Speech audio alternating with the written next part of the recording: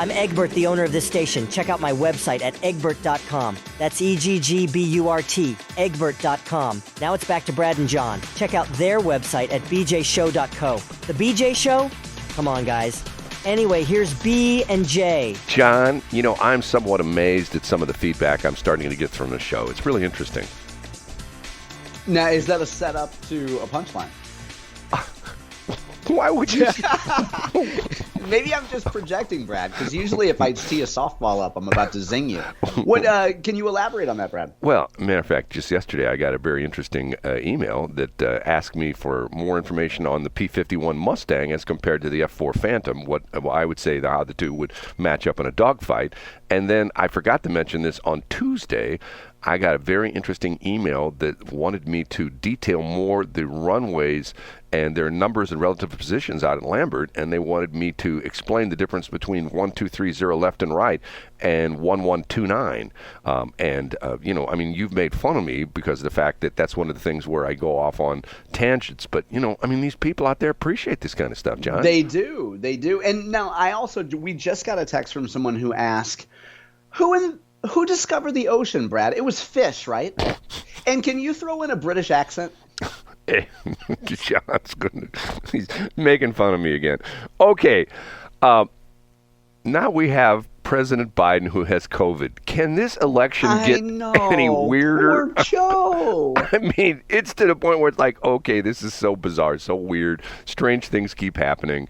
And I don't know if you caught this the other day that was this Tuesday, we didn't talk about this yesterday, or maybe it was Monday, I can't remember, where he came out and said, well, if a doctor said I was not well enough to run for president, I would have to essentially take that into consideration. That gives him an out, doesn't it? Boom, I'm telling you, that's like Joe PR guy saying, okay, now here's what you say, and because everybody will understand if it's a medical condition, they'll understand that you can stand down and the doctor says that it's not a built-in excuse. That's exactly right, Brad. Right.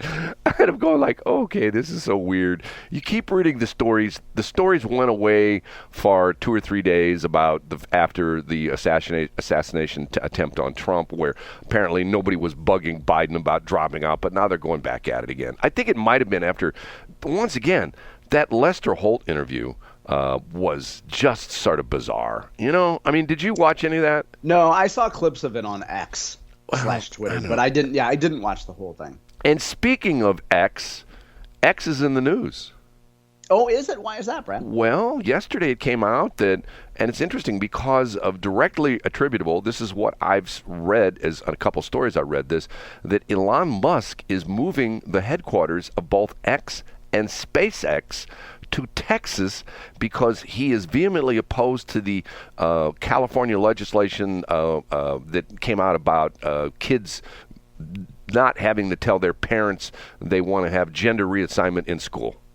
Nice. Boy, he continues to surprise to the upside, doesn't he? Well, see, once again, I don't understand the whole California thing. I mean, first off, if California had bad climate and it got like Alaska where the entire state froze over, from like November through March, nobody would live there, okay? But the reason people live there is because it's beautiful. There's places where the climate is like almost perfection, like my favorite city in the world, San Diego. But yet the state makes it so tough. But it's gotten to the point where people are hitting that breaking point where they're going like, okay, I love California, but enough is enough. For sure. I mean, you kid about this. I talk about this all the time. Yesterday alone, okay, and this is like an informal poll. Yesterday alone, I had 3 different things I held in my hand which had a Prop 65 warning on them. And if you know what Proposition 65 is, it's a California law that states that anytime there's any kind of a product that would have any kind of repercussion to you health-wise, they have to put what they call the Prop 64 warning on it. Essentially, it's like this blanket warning that essentially says, this product can cause cancer. So it's gotten to the point where I think there are people who are producing products that just stick that on there just so they can say, well, we warn you, California's got the Prop 65 warning on it. If you get a hangnail, you say, well, the Prop 65, if you read paragraph 36A, it also warns you that not only can you get cancer, you can get a hangnail. So we warned you about that. You know what I mean? It's just crazy stuff. It's kind of like when I'm listening to Westplex 107.1, and at the beginning of every hour, I hear a familiar voice read the call signal, the call letters, which I believe is a requirement. But the guy says it so quickly and quietly, I almost feel like whoever runs the station is being sarcastic. Have you ever noticed that, Brad?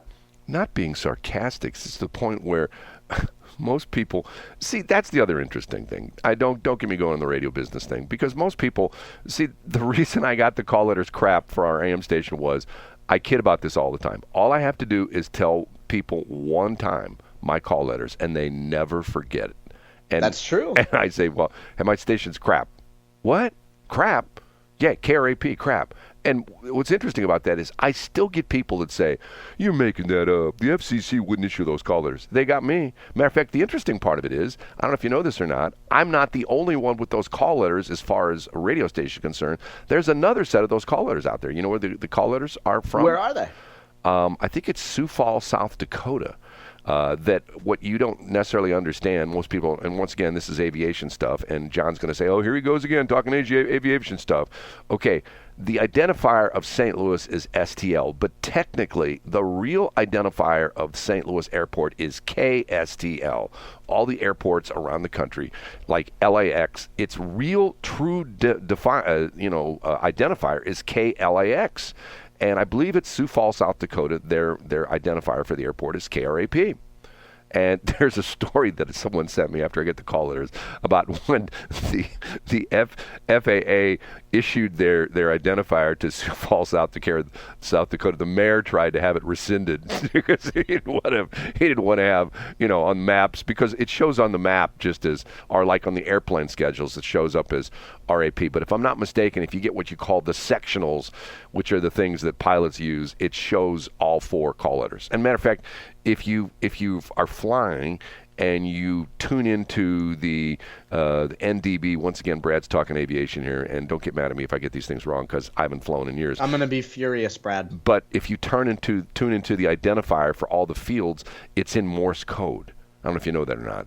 And no, fascinating. Yeah. So in other words, when you're flying, you would tune into the specific frequency on your aircraft radio, and that's how you identify which field you're at. Now, nowadays with GPS, you don't have to worry about that crap anymore. I mean, it's just like. But back in the days, matter of fact, can I give you one thing which I found fascinating? Which this is one of the things. If I was had a lot of free time, one of the things I would do.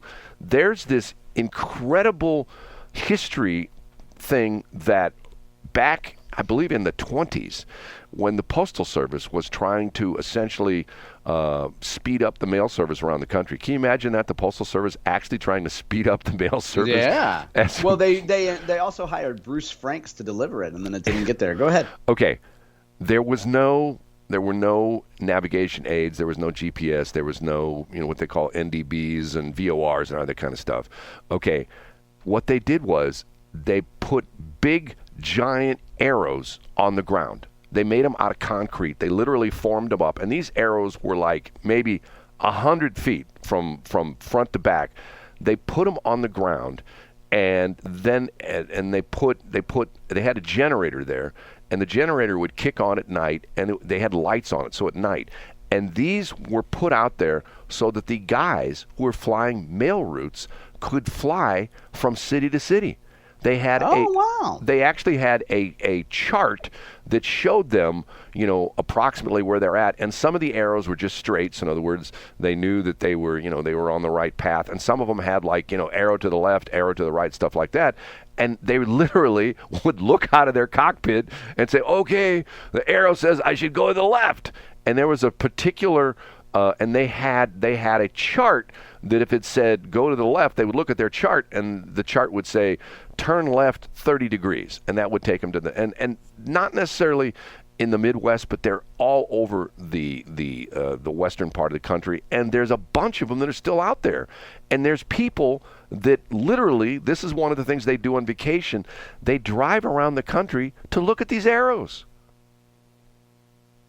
Wow. Now, is that like a geocaching or a geofencing thing? I don't know. It's just, it's like, maybe an homage to a day gone by. I mean, nowadays, I can remember, John's going to say I'm branching off 14. No, go ahead. This segment is, we're gonna label this airline arrows and nostalgia. Okay. I had one of the first global positioning systems in the country. Okay, I went to the NAB. This would have been, I want to say, a 1990. Acronyms, Brad. What's NAB? National Association Broadcasters. Okay, went to the National Association Broadcasters convention, and I saw this company. And I never heard of them before. And if I mention the name now, if you know anything about GPS, people know exactly what this company is. It's called Trimble, Trimble. Oh, yeah, they're a publicly traded company. Right. And they were demonstrating their handheld global positioning satellite units. And I said to myself, oh, my God, this is the future. And I was so fascinated by it, I bought one. And it was like, at the time, it was $1,200, okay? And it had a little antenna that connected to it the whole bit. And it didn't show you any maps. It just did two things. It showed you, actually did three things. It showed you your position in latitude and longitude, and it showed you your elevation. And those were two of the three things. And the other three things, is put in your waypoints. In other words, if you were like in Chesterfield and you hit a button that set that waypoint, then you could travel anywhere in the world and you could say, okay, where am I in relation to waypoint number one? You'd click another button, you'd click waypoint number one, and it would tell you you're 4,622 miles from waypoint one, and you need to go, your compass heading needs to be, 170 to get to that location. And I showed this to people. And I literally showed this to all sorts of people. I had it in my car, little antenna stuff stuck on a roof, little magnetic antenna. And people went, what the hell's that? I go, this is going to change the future. This is going to change the future, how we live. And people were like, what? Latitude, longitude? Who cares? Now, once again, everybody grab your phone, pull up Google Maps.